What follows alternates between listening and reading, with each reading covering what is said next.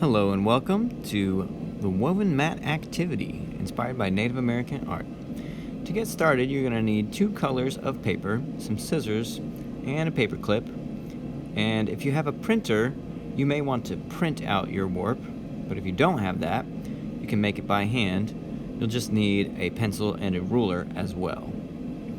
So first I'll show you how to make the warp. That's this thing right here. First I'm going to use the ruler to make a border all the way around my paper. And those are the areas that I'm not going to cut, that border. Then I'm going to use my ruler to make straight lines all the way across my paper. There we go. And then I'm going to make some strips that are the same size as my other lines on my warp.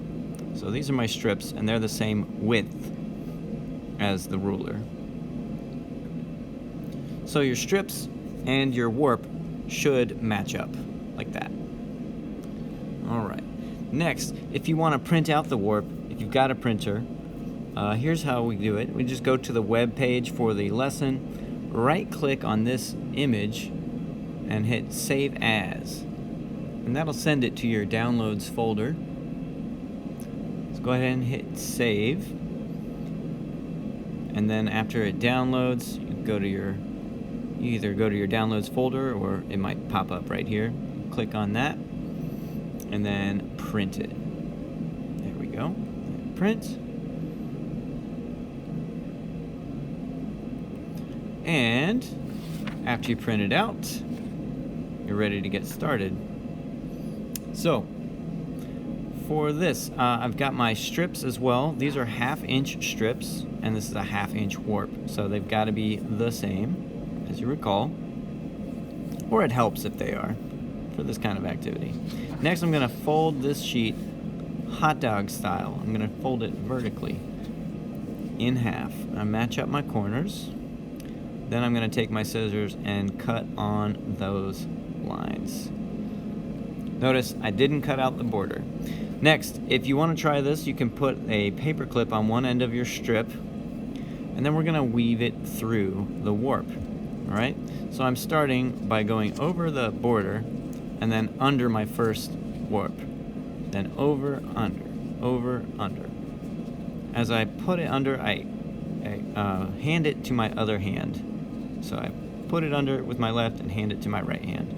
Put it under with the left, hand it to my right hand. And you're just going to keep going with this pattern over and over again. Over, under, no. Let's go back. Gotta fix that.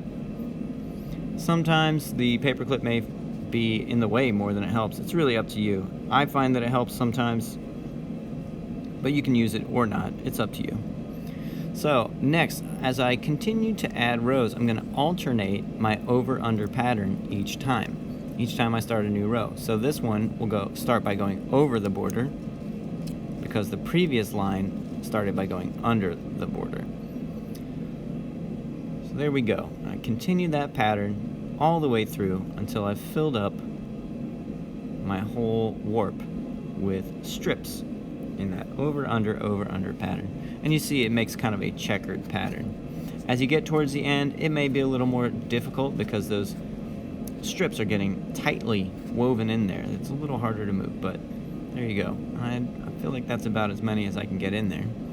So now, this is optional, you can add a touch of glue to the ends of your strips to make them stick to the warp. That way they won't shift around or get pulled out. And finally, I'm taking a marker and adding some decorations with the Native American symbols that we learned earlier in this unit. So there you go. I hope you had fun, and bye for now.